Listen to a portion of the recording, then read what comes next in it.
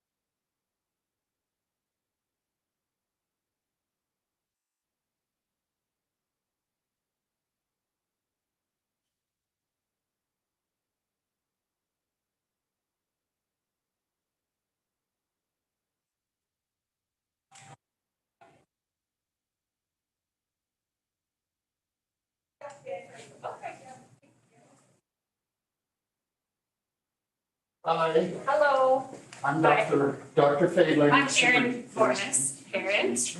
Hi, Andy Richard. Nice to meet you, Dr. Fadler. Come on in, please have a seat. You can actually sit up in one of these comfortable chairs here.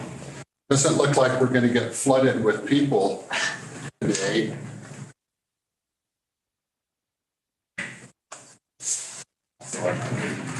Doing well, yeah, how about you guys?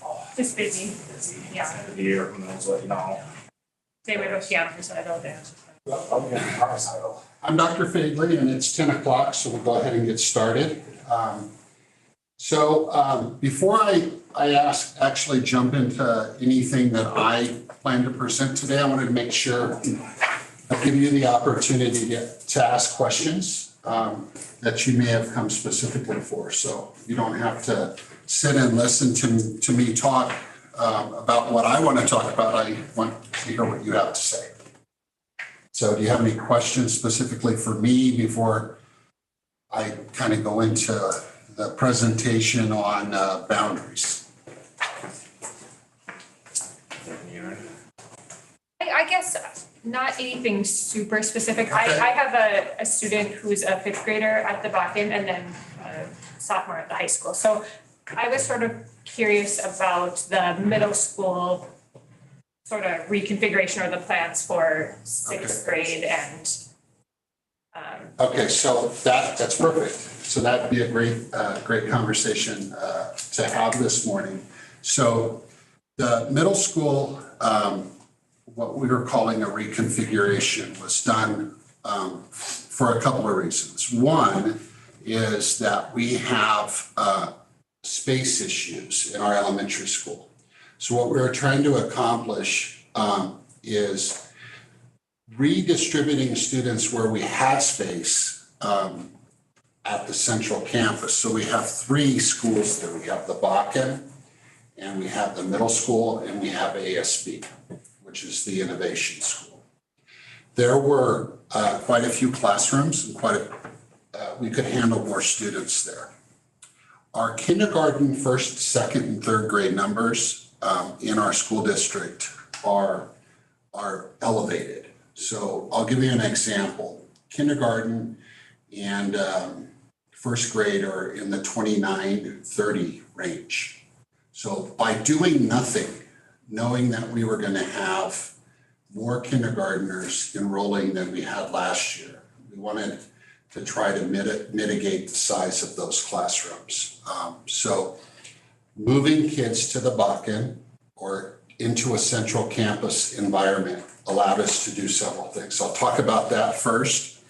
It allowed us to separate fifth grade and move fifth grade back to a self-contained model where they would have one teacher like they did in kinder, first, second, third, and fourth grade. So currently was the only place that that was occurring was at Missouri Ridge? That is correct. Okay, so those, but will Missouri Ridge still have fifth grade there next year? They Okay. will have kindergarten through fifth grade out at Missouri Ridge. And that was one of the other changes.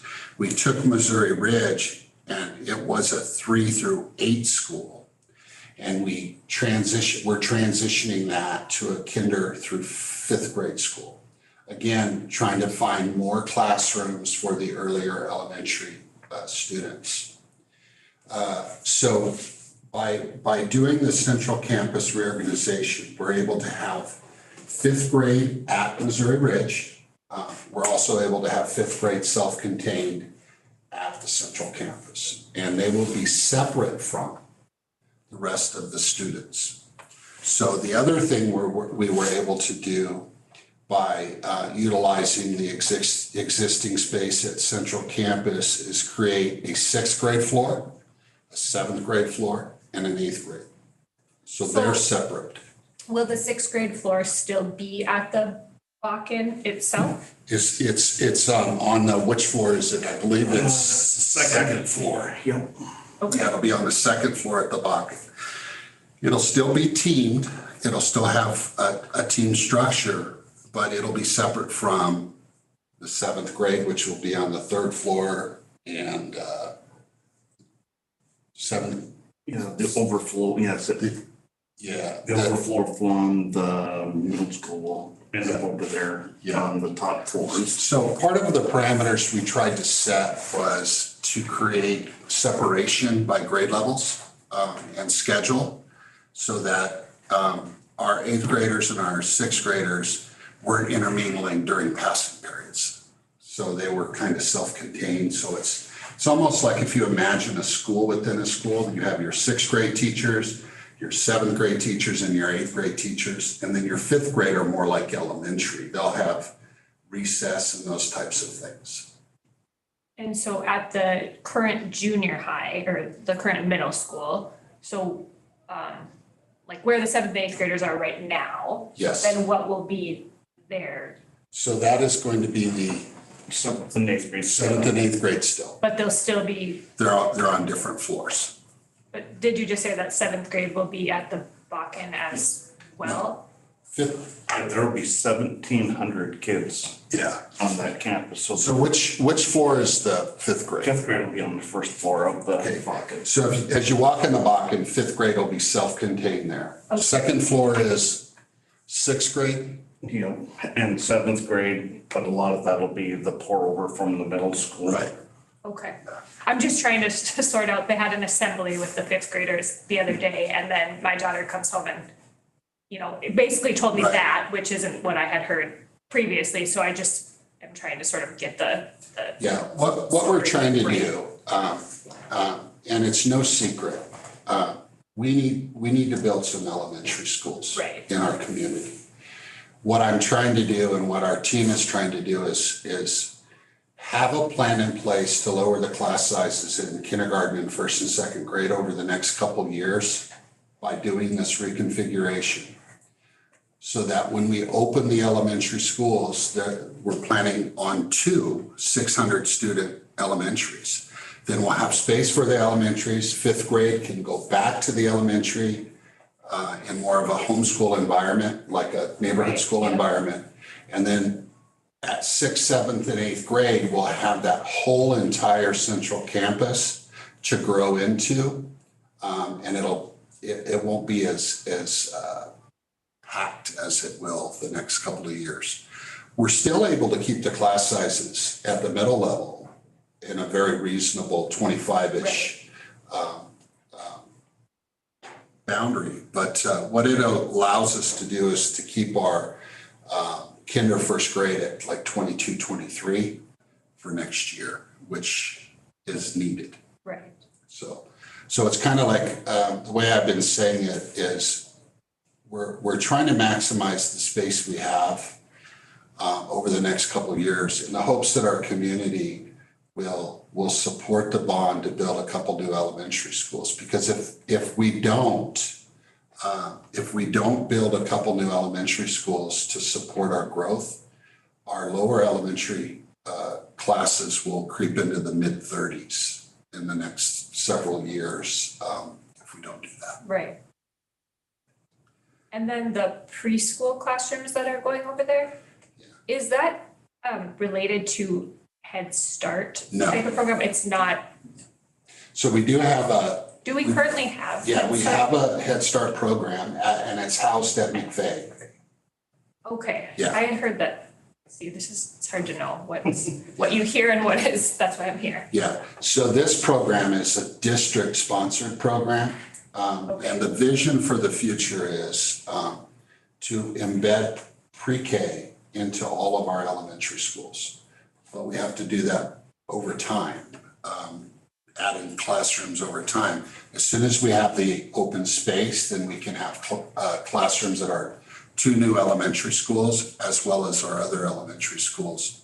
And the reason for that is that what our current data shows is that kids are coming with a very disparate level at the kindergarten grade.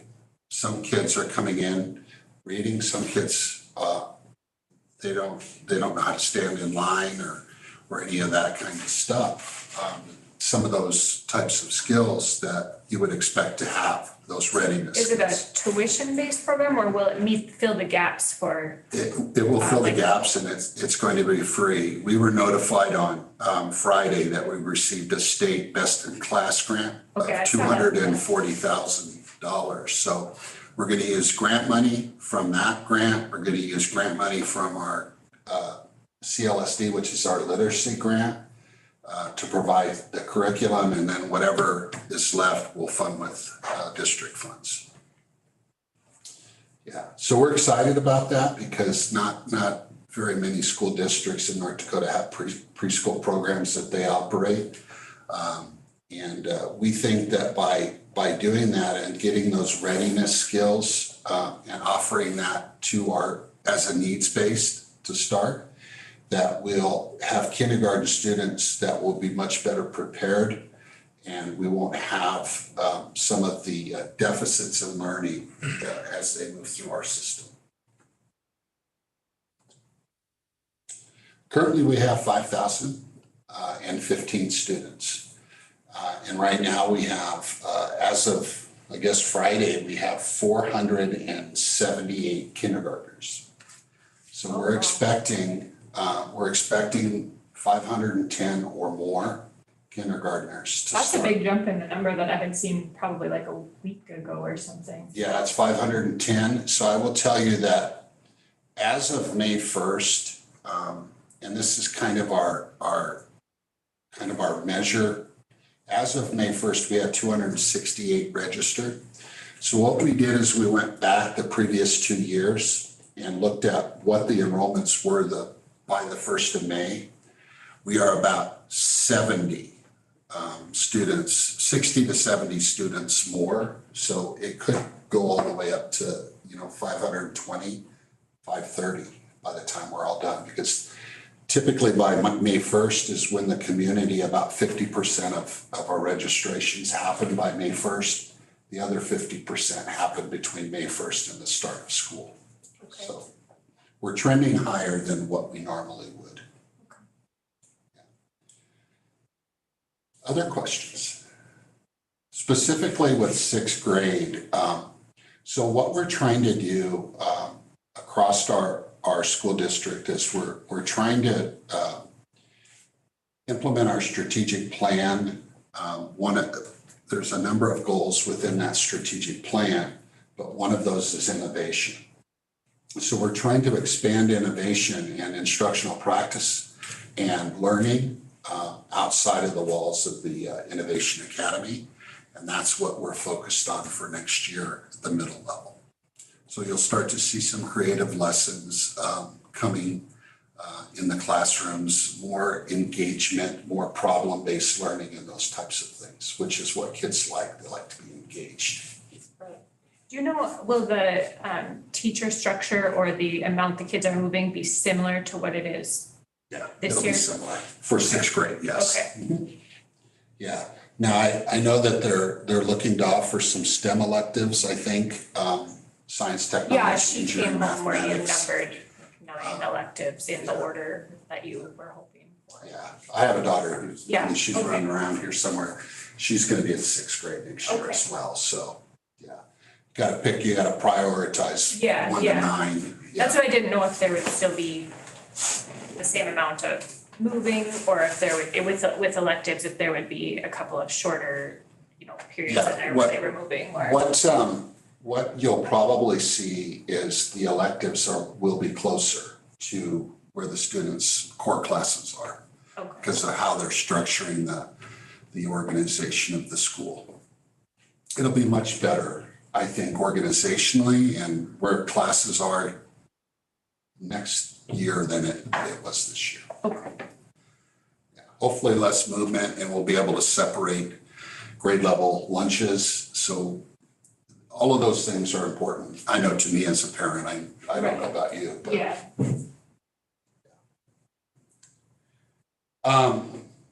Any other questions? I think that. So, if you don't mind, if you have maybe 10 minutes or 15 minutes, I'd like to show you, a couple, can you pull up that,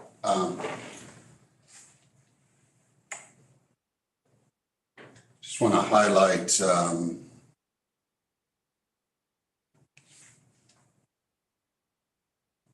Sorry, trying to get back to the share screen button, but Zoom decided to minimize itself.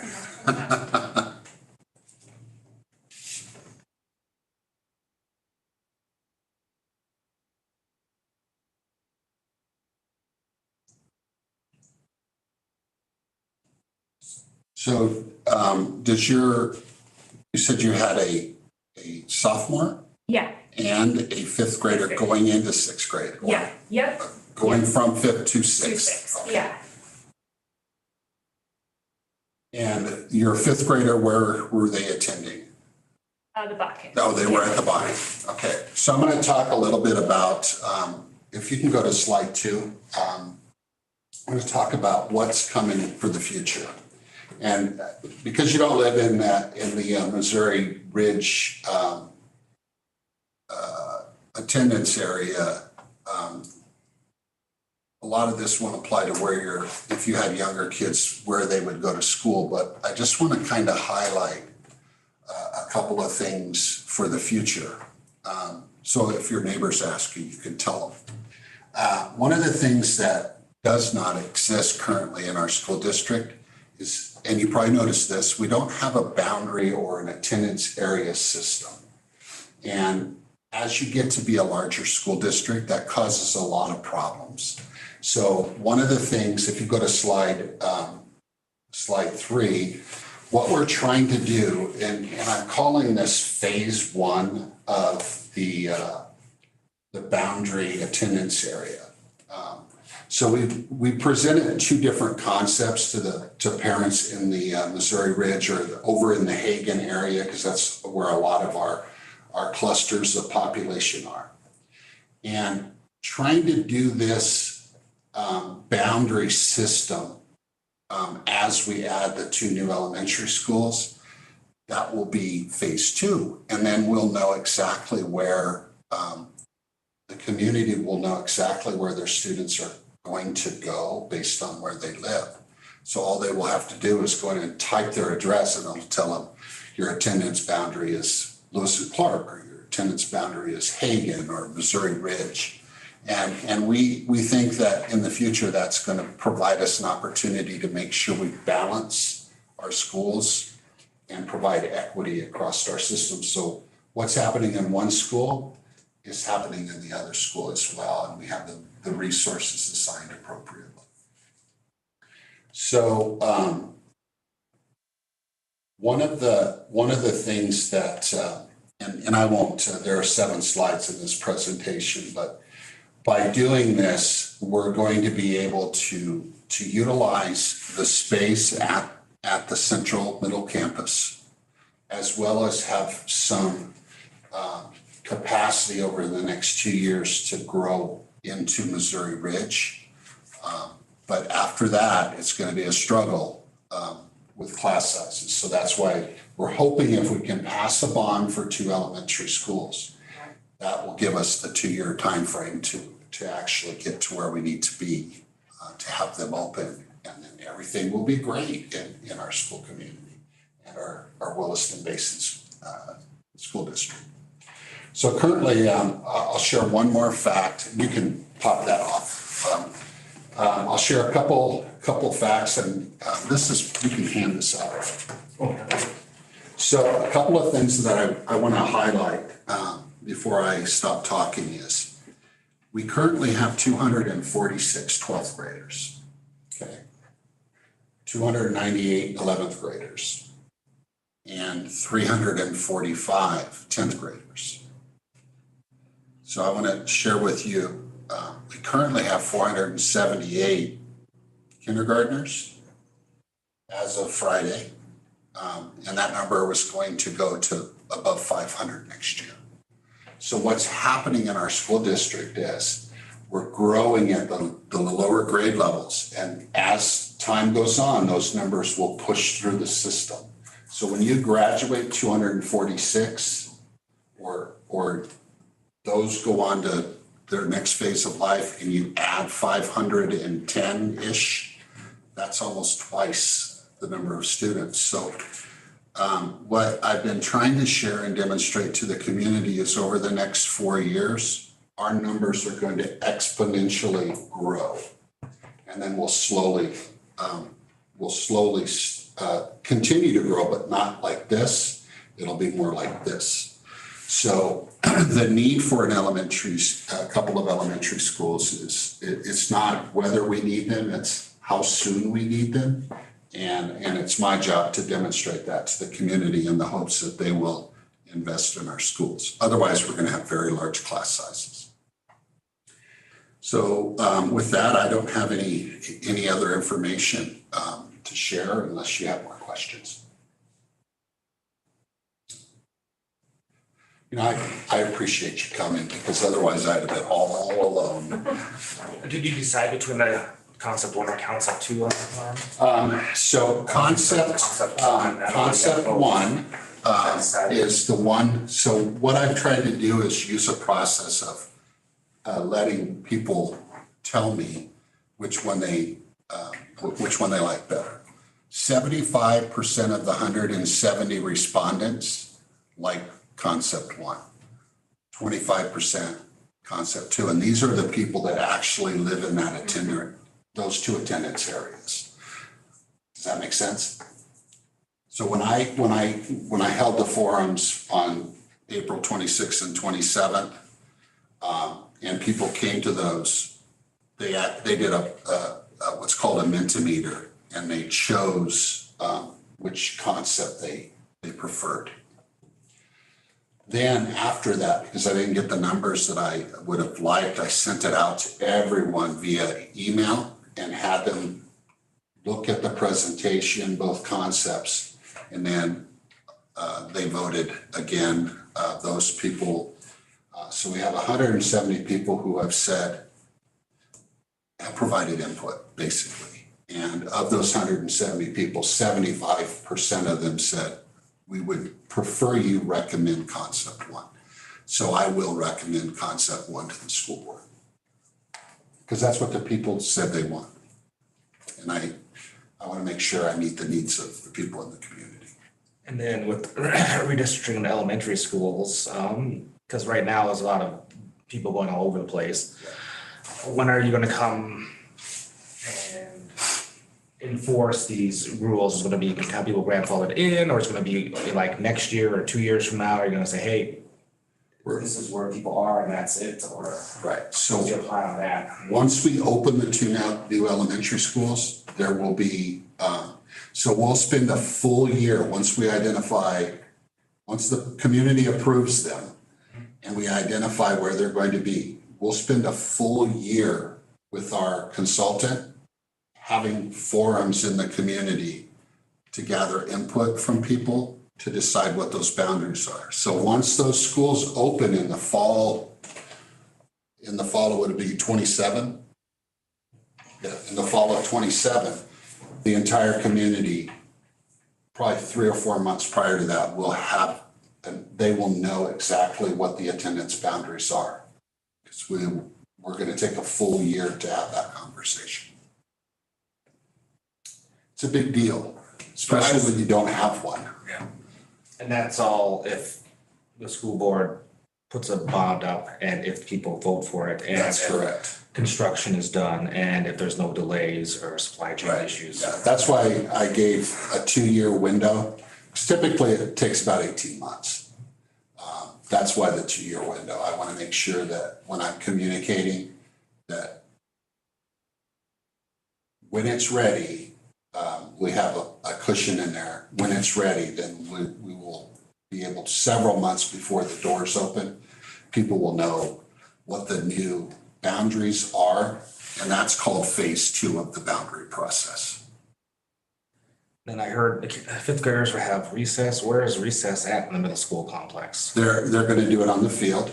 They're gonna get creative. On the field to the, what direction is that? There'll be some, there's some green space, It's a very limited green space there. yeah, use that loosely, right, was it 18th Avenue that runs by there? Oh, On the north side of it. I know that they're working on trying to figure out how to do that with the 5th grade. It's not gonna be ideal, but eventually when they get them back into the elementary schools, it'll work. Yeah. And I think it'll be a little more, I guess maybe, organized recess, maybe like a game of kickball or something that the five teachers work together. Or something like that. It'll be like what they like to do, but, it'll not be a free for all climbing on jungle gyms or anything like that. so like FIAD. Yep. Yeah, and unfortunately, we don't have space to move them into our elementary schools right now because that's probably what should be, should have. But you can only work with the resources that you have and the building structures that you have. And one of the things that we're trying to share with the community is that need. We need to invest in our schools. We need to invest in our education. Many of our buildings were built shortly after World War II, so 1951, 1952, some in the early 60s. And they need the bones are still good, but there's a significant amount of work needed on all of those buildings as well. Yeah, we probably went to school in the same. I went to Ricker. I went to Wilkinson. Yeah. So, and then so now with this bubble coming up, do you have any plans for the high school then? Because that's your next immediate 12 years left. We had a groundbreaking on our current technical center that will provide some additional space for students in the short term. But if we continue to grow at the rate we're growing, we're going to have those conversations as well as to what we're going to do with the high school, because right now they're over the capacity without the addition of the current technical center. So all of those conversations need to be had in the future, but our priority is at the early elementary for now. That's what we need to do, and then we need to assess and do the studies on what that looks like for the high school moving forward as well. And how about teachers? Are you able to find enough teachers, maintain enough teachers? We are working hard. It seems like, this is just my perception, but it seems like we've lost a lot of teachers, and I don't know if that's like a national, I don't know that it's unique to Williston, but it just seems like there's Yeah, it's a lot not of it's not unique teachers leaving. to Williston. In fact, my previous district was in Pennsylvania, And we did some data analysis on the amount of students that are going to college in the teaching profession. And there has been a decrease in 67% of education majors. So it's a national problem. But here in Williston, we are hiring teachers we're doing a very good job of that. We're having to be creative in a lot of respects to provide retention types of attractions for them. So we're constantly looking at how to do that. And one of the ways that it was done in the negotiation process with the teacher group is the second year of the new contract, teachers will get a $3,200 stipend on the first payday of the year. So we're trying to do all these creative things with the resources we have. But it's a challenge. It's not a secret. We're working hard. So a lot of that has to do with being creative and looking at J1 visas from other countries. There are some very highly qualified people in other places that would love to come work here. So we're looking at that through our HR department. We're attending teacher career fairs in places we've never gone before to try to snatch them away from maybe other states that don't pay as well. We're exploring some other options that I'm not ready to share publicly in terms of trying to attract teachers, but everything we can do, it's a priority. And I'm to be honest, very pleased with our turnout so far. We've been conducting a lot of interviews. So for all the people that are exiting our system, hopefully, knock on wood, that we'll be able to replace them. Yeah, and one of the nice things about our school district is we're probably in the top 3 school districts in terms of compensation for our staff. So we pay quite well here.